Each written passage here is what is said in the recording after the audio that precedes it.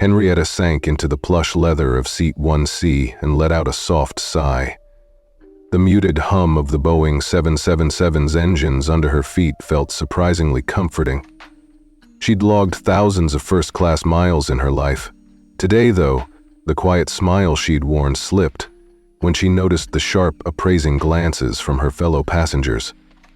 She tugged at the cuff of her simple cashmere cardigan, straightening herself. It was early morning at JFK, and the cabin lights cast a wash of pale gold over the rows. A soft chime announced that service was about to begin. Henrietta pulled her reading glasses from her bag and reached for the well-worn leather journal her father had given her decades ago. Inside, she'd scrawled notes on everything from market trends to the clause in his estate plan that would one day make her the majority owner of Horizon Air. But today, reading felt like a luxury she couldn't afford. Footsteps clicked on the aisle floor. Henrietta looked up to see the flight attendant. Becky Langley carried herself with military precision in her crisp uniform. Her eyes swept the cabin until they landed on Henrietta. A smile that didn't reach her eyes played at the corner of her lips. "Excuse me, ma'am," Becky said, leaning in just enough to lower her voice. "May I see your boarding pass again?" Henrietta blinked. She lifted her journal, flipped to the embossed page marker, and handed over the pass. "Of course," she said, voice calm. She watched Becky's gloved fingers hold the paper under the scanner light. The attendant's brow furrowed. "Seat 1C, Becky murmured, scanning the code twice. "First class, yes?" She didn't look convinced. Henrietta felt her heart skip. A prickle of confusion and embarrassment flickered through her. She had been here hundreds of times, yet now felt like an imposter. Around her, other passengers shifted in their seats, casting sideways glances. A woman in row 1D cleared her throat, leaning toward her neighbor. "Odd," she murmured. "She doesn't look the part." Henrietta's chest tightened. She opened her mouth to say something. Anything. But the words caught in her throat. Instead, she offered Becky the smallest, perfectly measured smile, the one she used in boardroom meetings to mask every emotion. Becky's expression stayed stern. She handed back the boarding pass without a word, her lips pressed into a thin line. Then she stepped away, clipboard in hand, her posture rigid, as if the very idea of Henrietta belonged in coach. Henrietta watched her go, surprised by the hollow ache in her chest. Shock, humiliation, a flash of anger. She felt them all in a single heartbeat. Yet she sat perfectly still, journal tucked to her side.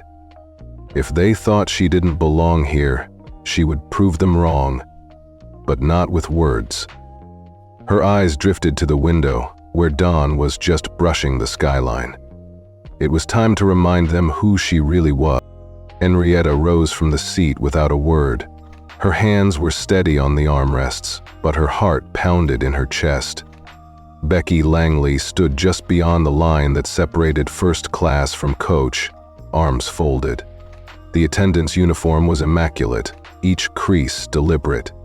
Just the kind of precision Henrietta herself once demanded of her own executives. "Ma'am," Becky repeated, voice low but firm, "please gather your things and move to coach." Henrietta nodded once, deliberately slow, like a queen dismissing a lowly courtier. Around her, other passengers watched in silence, some curious, some indifferent. She bent to retrieve her scarf and small carry-on, a simple black leather bag she'd carried for decades. Her hand slipped around the handles, folding her cardigan and placing it neatly into the bag's side pocket. Though her fingers did not tremble, a tremor of betrayal ran through her. She stood in the aisle, suitcase in one hand, journal in the other, and paused. The cabin lights picked out dust motes floating in the golden glow. In boardrooms, she'd faced hostile investors, dubious regulators, even hostile takeovers, and come through them all.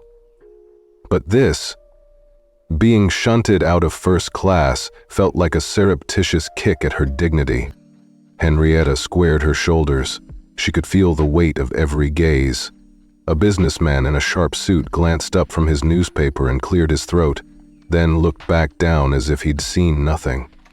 A young couple shifted uncomfortably. The hum of the engines felt suddenly louder, magnifying her awareness of each footstep. She started toward the curtain that marked the coach section. Becky stepped aside to let her pass, eyes flicking over her like she were a story in progress. Henrietta offered a polite nod. No bitterness, no pleading, just the unwavering gaze of someone who knew her own worth. Once through the curtain, she felt a pinch of cold air, as if the warmth of respect had been left behind in first class. She turned slightly in the narrower aisle, meeting Becky's eyes for a fraction of a second. In that instant, she allowed herself a single thought. They've underestimated me. At seat 35F, she set down her bag and eased into the narrower cushion, pulling her cardigan snug around her. The overhead reading light came on with a soft click. Henrietta placed her journal on her lap, the leather cover warm under her palm. She opened it to a clean page and traced her father's embossed insignia with a fingertip. No apologies, no outburst. She took a slow, measured breath, feeling the muscles in her jaw release. The pang of humiliation still throbbed, but beneath it, something else had ignited. Quiet resolve. They expected her to be cowed. Instead, she was already planning her next move. Outside the window, the skyline of Manhattan receded. Deep in her mind, a plan was taking shape, one that would remind everyone on this plane exactly who she was. And she wouldn't need to raise her voice to do it. Becky Langley moved down the aisle of coach like she owned every square inch of that cabin. Her crisp uniform, navy skirt, pressed white blouse spoke of strict standards and rigid protocol. As Henrietta watched from 35F, she saw Becky flash a practiced smile at a young couple in row 32. Leaning in to ask if they'd like another glass of champagne. Becky's tone was warm, almost conspiratorial, but Henrietta caught the slight curl of her lip whenever she passed less presentable passengers. Becky paused at the next row, row 33, where a middle-aged businessman struggled to fit a briefcase into the overhead bin. Instead of helping, she tapped her foot and murmured, "Sir, you might consider gate-checking that bag." The man flinched, hurriedly lowering it onto his lap. Becky gave him a pitying glance before moving on. Henrietta's gaze followed her, cool and appraising. Becky believed herself the gatekeeper of class, shielding first-class passengers from anyone who didn't fit the mold. The elderly, the casually dressed, the unprepared. It wasn't just rudeness, it was ideology. A belief that social status could be enforced like a dress code. And Becky wore that belief on her sleeve. "Ma'am," Becky said, leaning over to a particularly frazzled mother of three who'd misplaced her boarding pass, "if we can't find it, you'll need to move to the last row." She sounded almost regretful, but her eyes never softened. That same look had sent Henrietta to coach. Henrietta closed her leather journal slowly, the snap of the cover echoing in the hushed cabin. She remembered Becky's exact words, "Mo ba shung kueng thung." It echoed in her mind with renewed clarity. Not an apology, not even an explanation, just a command.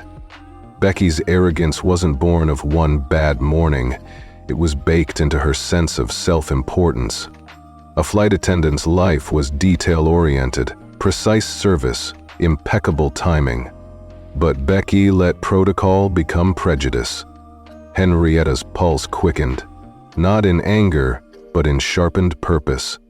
She'd faced hostile boards and skeptical regulators. She'd navigated financial meltdowns and cultural shifts. Yet never had she encountered entitlement on this scale, wielded by someone who believed she had the authority to rewrite reality for anyone she deemed unworthy. Becky straightened and clicked her heels together before turning back to Henrietta, who sat perfectly still, Their eyes met for a heartbeat. Becky's smile flickered. Confusion, perhaps, at seeing her target remain so composed. And Henrietta felt something darken behind her calm exterior, a resolve as solid as steel. Becky moved on, but Henrietta held her gaze on the uniform disappearing down the aisle. This wasn't about a boarding pass. It was about reclaiming respect. And she knew, in that moment, that her plan would force everyone aboard to see Becky Langley and themselves exactly as they were. No more masks, no more whispered judgments. The real test was coming, and Henrietta was ready. Henrietta stepped into the coach cabin and the air seemed to grow colder. Becky Langley had motioned her down the aisle with an imperious flick of her wrist, and now Henrietta found herself surrounded by rows of tan fabric seats and overhead bins perpetually stuffed with carry-ons. The narrow space felt infinitesimal compared to the wide leather throne she'd left behind. As she passed row 32, she heard stifled whispers. A young man leaned toward his companion, nodding in Becky's direction as if to say, "That's the woman." A toddler pointed, his mother shushing him but still stealing a glance. A teenager across the aisle lifted a phone, angling it surreptitiously toward Henrietta's back. It was the kind of attention no one ever welcomed. Becky hovered at the head of the cabin like a sentry. She crossed her arms, posture rigid, eyes cold. "Your seat is 35F, she announced, just loud enough for half the cabin to hear. "Enjoy your flight." "Thank you," Henrietta said softly, her voice measured. She could have snapped back, called Becky out on her tone, demanded an explanation. But she remained still. Pride and self-respect ran deeper than indignation. She approached 35F, set her carry-on under the seat in front of her and sank into the cushion. The overhead reading light clicked on with a soft pop. Her journal lay open in her lap, waiting. Around her, the cabin resumed its murmur. The hum of air vents, the rustle of magazines, the low drone of conversation. From the corner of her eye, Henrietta saw Becky step forward to greet a passenger in row 30, an effusive, "Welcome aboard," and a reassuring hand on the customer's shoulder. Then Becky pivoted back to the coach cabin, lips pressed in a thin line, ensuring her authority was acknowledged. Henrietta realized it wasn't about one seat. It was a performance of power. She drew a slow, deliberate breath. Her heart thudded in her chest, but she felt no panic, only the calm before a storm. In just a few moments, she'd remind everyone here that power could shift as easily as a page in her journal. But for now, she stayed quiet, letting the discomfort of the moment settle in the minds of everyone around her. A woman 2 rows back clutched her husband's arm, eyes wide, as if witnessing a scandal in real time. A teenage flight attendant, Becky's subordinate, hovered nearby, uncertain whether to intervene. Neither did. The silence spoke volumes. Henrietta closed her journal, the leather cover whispering shut. In that hushed cabin, she sat upright, shoulders squared, exuding calm authority. No one would mistake her for unworthy, because she knew exactly who she was. And when the time came, she would reclaim her seat, her dignity, and her airline. But for this moment, she embraced the quiet shame and let it fuel the next move in her silent crusade. Henrietta shifted in her seat as a low murmur rippled through the cabin. The overhead vents hissed softly, but the real noise came from the rows around her, snippets of conversation that cut sharper than any blade. She glanced up to see a trio of women 2 rows ahead, their heads bent together as they exchanged glances and smothered giggles. One of them, a sharply dressed matron in her 50s, cleared her throat loudly. "Evie, do you think she even paid for that ticket?" The matron hissed, voice barely above a whisper but somehow loud enough for Henrietta to hear. Probably some charity case or a mistake in the system. Her friends tisked in agreement, their eyes dancing with amusement and judgment. Henrietta's chest tightened. She studied the matron's pearl necklace and designer shawl, symbols of status that Becky Langley so zealously protected. For a moment, Henrietta felt the old sting of humiliation, as if everyone on this plane had conspired to erase her achievements with a simple rumor. But she didn't look up. Instead, she closed her eyes briefly, inhaled through her nose, and let the warmth of that breath steady her. Across the aisle, a teenage flight attendant hovered, anxious to step in but clearly torn. The attendant's uncertainty mirrored Henrietta's own. Would anyone stick up for her, or was she truly alone? A small, defiant spark ignited behind Henrietta's eyelids. "So everyone thinks I don't belong," she thought. "Let them watch what happens when you underestimate me." The murmur spread, reaching a retired couple in row 36. The husband shook his head. "That's disgraceful," he said quietly. But he didn't speak up, didn't challenge the gossip. Henrietta felt a surge of sympathy for him, too, for anyone trapped between principle and fear. In that instant, she understood the power of silent consensus, that collective quiet could be just as oppressive as a shout. She ran a finger along the edge of her journal, feeling the embossed insignia beneath her touch. Memories of her father flooded back, evenings spent listening to him argue policy with airline executives, late-night drafts of contingency plans for exactly this kind of scenario.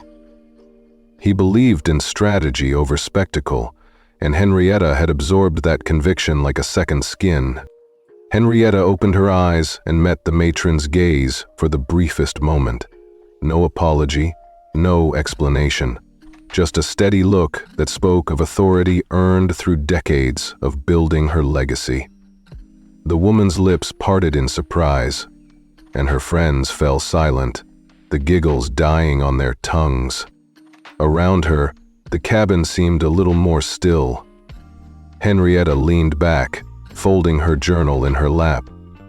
The whisper campaign had confirmed one thing: she would never be silenced. Quiet resistance, she reminded herself, could be the most powerful kind. And the real reckoning, the one that would reshape Horizon Air forever, was just beginning. Henrietta settled deeper into her narrow coach seat, the thin cushion doing little to ease the ache in her hips. But it was nothing compared to the ache in her pride. She closed her eyes and let the drone of the engines carry her back decades, to her father's study in their brownstone on the Upper East Side. He'd been half-bent over blueprints then, sketching flight path diagrams with a fountain pen, eyes alight with ambition. "Don't ever let protocol blind you to principle," he'd told her, adjusting his horn-rimmed glasses. "If you see injustice, you don't shrink, you plan." Henrietta could still hear the echo of his voice as clearly as if he were standing beside her now. He'd built Horizon Air from a handful of roots and 2 aging 727s. She'd watched him fight regulators, hostile takeovers, even union strikes, always with that same calm determination. Night after night, she'd fallen asleep listening to the tap-tap of his pen and the low rumble of his cigar smoke drifting through the room. Opening her eyes, Henrietta felt the full weight of the cabin's indifference pressing down on her. The man across the aisle was scrolling a news app. A toddler tugged on his mother's sleeve, pointing at Henrietta's gray hair with childish curiosity. Not one person here would guess she'd once brokered billion-dollar mergers from this very seat. Her world had suddenly become so small. But inside, something else stirred, a quiet, simmering conviction that this moment wasn't the end of her story. It was a turning point. She pressed her journal to her chest, its leather cover warm under her cardigan, and thought of the clause tucked inside. A safeguard her father had insisted on, hidden in plain sight. Clause 7A. In the event of ethical breach toward the named heir, ownership transfers without delay. It had sounded dramatic at the time, an insurance policy for an inheritance she wasn't sure she'd ever need. Now she needed it. She placed a hand on the slim smartphone tucked into her bag's inner pocket. Her fingers flexed, remembering the father who built this airline from scratch, whose final gift to her was the power to protect her reputation and protect herself. The betrayal she'd felt when Becky Langley banished her from first class transformed into resolve. Henrietta drew a slow breath, letting the memory of her father's steady hand guide her. The embarrassment of Coach would fade. The sting was real, but temporary. Beyond shame, she felt the surge of purpose, the meticulous strategy her father had taught her, the same strategy that would turn this humiliating detour into a catalyst for justice. She opened her journal, flipped to the embossed page marker, and with a calm, deliberate motion, wrote 3 words in ink: Operation Phoenix activated. The next move was clear, and Henrietta knew exactly how to execute it. Henrietta slid her leather laptop onto her tray table and slipped her cardigan sleeves back to reveal the embossed family crest on its inner lining. Around her, Coach was settling into mid-flight quiet. Readers buried in novels, earbuds pumping soft music, a handful of passengers dozing. No one would suspect this unassuming 74-year-old was about to upend an entire airline. She flipped open the laptop, the glow of the screen illuminating proud lines at the corners of her eyes. A private Wi-Fi network. Her father had quietly funded the installation of a secure satellite uplink on every Horizon Air jet, popped up in the list. She selected Duvall Trust_secure and waited as the signal locked in. A small padlock icon appeared at the bottom of her screen. Encrypted.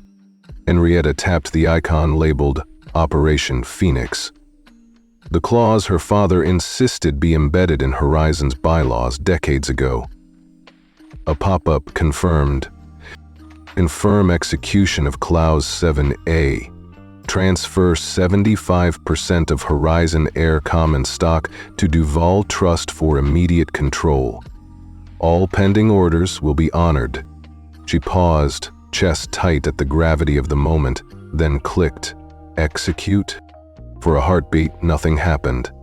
Then a progress bar slid across the screen. 1%, 15%, 42%. Below it, in smaller text, registry update in process. Estimated time, 3 minutes. Henrietta watched those numbers climb as the plane cruised at 35,000 feet. She felt a quiet thrill. This was her turning point. Flight attendant's trolley rattled by, delivering coffee to a passenger 2 rows up. Henrietta took a sip of water, her hand steady. The world around her was oblivious. A father showing cartoons on a tablet to his young son. A woman scrolling through emails. None of them realized the ownership of this plane, and the entire Horizon Air fleet was shifting right now. As the percentage edged toward 75%, Henrietta closed her eyes and pictured her father's study. Late nights, surrounded by stock certificates and flight logs, a man determined to protect his life's work and his daughter's legacy. She'd never doubted his foresight. Now, she was honoring it. When the bar finally turned green, a notification popped up in bold letters. Control transfer complete. 75% of Horizon Air, now under Duvall Trust. Henrietta allowed herself a single, satisfied smile. She minimized the window and drafted a brief directive to the executive office. By authority of the new controlling shareholder, effective immediately, all branding assets to begin transition to Duvall Air. Interim management team to report directly to Duvall Trust. No further seat reassignment without CEO approval.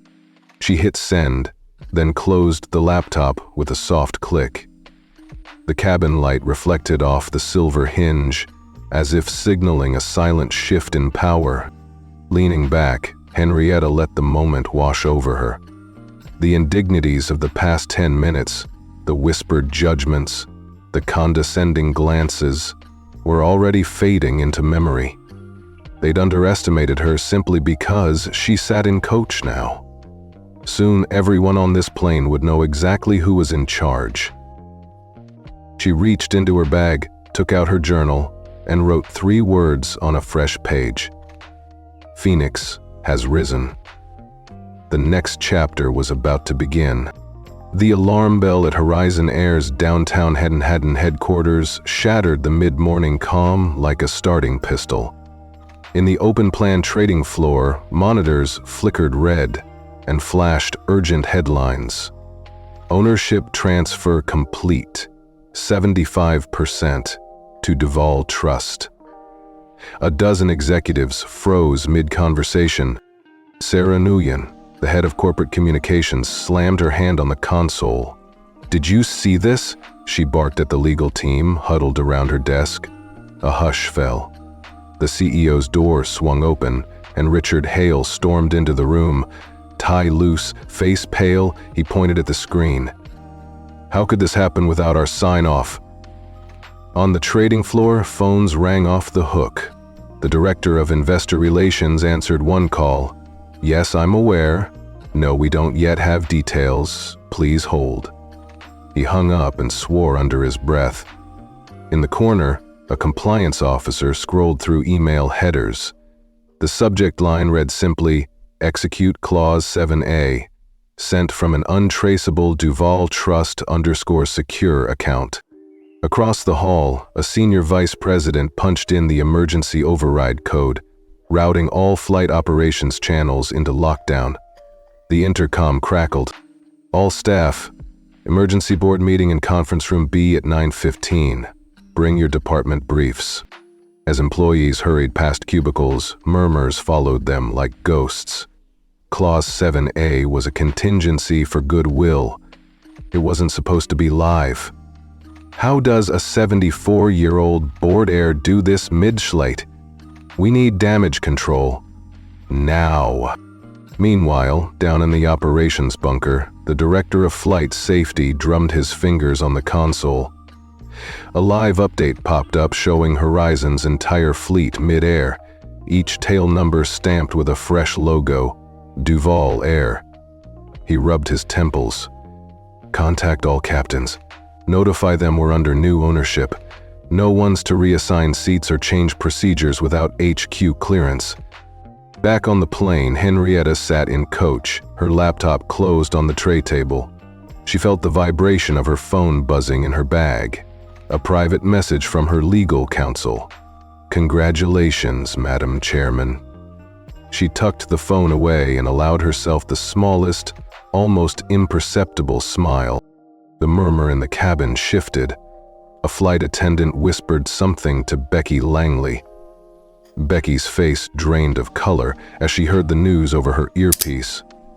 Across the aisle, passengers exchanged confused glances at the overhead monitors, now displaying the new Duvall Air emblem and the ticker DVLA. Henrietta looked out the window at the clouds streaked with gold. Inside, she felt the surge of a long-planned justice rippling through both sky and city. The power had changed hands, quietly, irrevocably, and the world was watching. She closed her eyes, savored the moment, and prepared for her next move. Becky Langley's world unraveled the moment her personal comms unit buzzed. She'd been regrouping with her junior crew in the galley, trying to salvage some dignity after sending a passenger to coach, when the device lit up with an urgent message from corporate. Becky's fingers hovered over the screen, her grip tightening so fiercely that her knuckles whitened beneath her perfectly pressed sleeves. She stepped aside into the narrow passage between the galley and first class, heart pounding so loudly she feared the microphone would pick up each beat. The message read simply, "Becky Langley, you are suspended from duty immediately. Please stand down and await further instructions. Duvall Air Legal Department." Miranda. "No!" Becky stood, frozen, as if the words had knocked the oxygen from her lungs. The voice in her head echoed, "You removed her from first class. Now step aside." She swallowed hard, mouth dry. "Becky?" Dennis's voice was low, but it cracked with disbelief. He appeared at the galley entrance, concern etched in his features. "What is it?" he asked gently. Becky forced herself to look at him. The color drained from her face, something between shock and shame. She raised a trembling hand, tapping "Read" on the screen. Dennis leaned in, squinting at the text. His eyes widened. "She's the owner," he whispered, tone a mix of awe and pity. "Henrietta Duvall just took control. 75% stake, effective immediately. She's ordering everyone to stand down." Becky's breath caught. "But how?" she managed. Her voice was barely above a whisper, completely unlike the confident command she'd barked just minutes ago. Dennis placed a steadying hand on her shoulder. "You did it," he said quietly. "You kicked the boss off her own plane." Heat flushed Becky's cheeks. The galley's bright lights suddenly felt hot and unforgiving. She had always prided herself on maintaining order, on protecting the sanctity of first class. But now the very rules she enforced were being rewritten mid-air by the passengers she demeaned. Behind her, Henrietta watched from her coach seat. She saw Becky's rigid posture slump, her uniform's crisp lines looking suddenly too tight. Henrietta's pulse fluttered with a quiet sense of vindication. No triumphal grin, just a soft tightening of lips. In that moment, she felt the full power of her choice. She'd endured the humiliation, stayed silent, and now held absolute authority. Becky turned away, voice hoarse. I need to inform the team." She stumbled back into first class, passing bewildered colleagues who peered at her with a mixture of pity and fear. Henrietta leaned back in 35F, palms flat on her journal. The cabin's tension buzzed like an electric current. Around her, passengers exchanged stunned looks. Some clutched phones, seeking confirmation. A flight attendant hovered nervously, unsure where to report. And in Henrietta's chest, there was no rush of excitement, only a calm certainty that justice, once set in motion, could not be undone. The cabin lights dimmed for a moment, and then every personal screen in first class and coach flickered to life with a new logo. Duvall Air. The familiar blue and white crest of Horizon Air dissolved into a stylized phoenix rising from the clouds. Gasps rippled through the rows as passengers set down magazines and phones, staring in disbelief. A soft chime sounded, and Captain Harris's calm voice came over the intercom. "Good afternoon, ladies and gentlemen. We'd like to welcome you aboard Duvall Air. Please note that this aircraft is now under new ownership. We apologize for any confusion, and we thank you for flying with us." Henrietta felt the hum of her heart beat in time with that announcement, but there was no thrill or gloating in her chest. Instead, she sat perfectly upright in coach, shoulders back, the train of her cardigan falling like armor. She closed her eyes for a fraction of a second, remembering her father's words. Power must be wielded with precision, not spectacle. Then came the soft whoosh of the cabin mic being unmuted. Becky Langley, still dazed in first class, glanced anxiously at her crewmates. A flight attendant leaned toward her headset, whispering, "She's calling." Becky's lips pressed into a thin line. Henrietta rose from 35F with the same measured grace she'd once used to chair board meetings. She stepped through the curtain to the small stage at the front of the coach cabin. No podium, no fanfare, just the hush of anticipation. She tapped the mic once and waited for the static to settle. "Good afternoon," she began, voice steady and clear. "I'm Henrietta Duvall, the new controlling shareholder of what was Horizon Air, now Duvall Air." A ripple of recognition spread. Today, I activated Clause 7A of my father's legacy agreement to protect this airline's integrity and every one of you aboard this flight." She paused, letting the weight of that statement sink in. Phones pivoted, eyes locked on her, dozens of faces reflecting astonishment, curiosity, even admiration.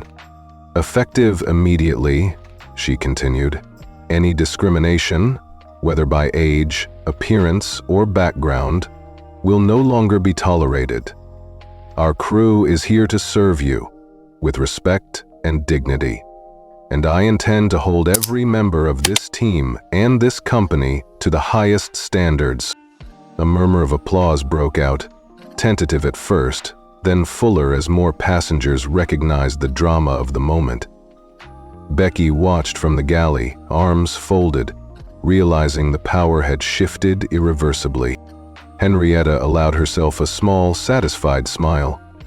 No triumphant grin, just the calm authority of someone who turned injustice into accountability. She tapped the mic one last time. "Thank you for your patience. Now, please sit back, relax, and enjoy the rest of your flight on Duvall Air." She stepped back into coach, sliding effortlessly into her seat as the applause settled into quiet approval. In that suspended moment at 35,000 feet, she'd reclaimed her dignity and rewritten the sky's rules for everyone on board. Becky stood at the aisle's edge, hand trembling as she unclipped her silver ID badge and placed it on the seatback tray. No one spoke. Even the engines seemed to hush.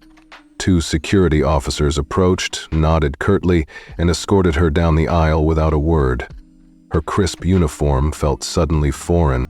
As Becky disappeared through the galley curtain, a single passenger, a retired Navy officer, rose and clapped. One by one, others joined in.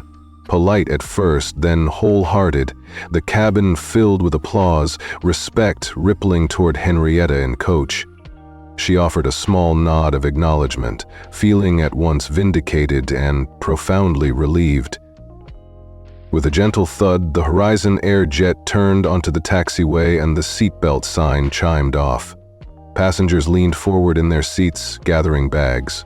But Henrietta remained poised, her silhouette framed by the open cabin door. In the quiet that followed, she rose steadily and walked down the aisle, each step measured. She paused at the doorway, offering a small nod. In the front row, a little boy tugged his mother's sleeve. "Mom," he whispered, "that's the woman who owns the airline now, right?" Around them, respectful smiles and whispered approvals spread, a final echo of triumph and hope.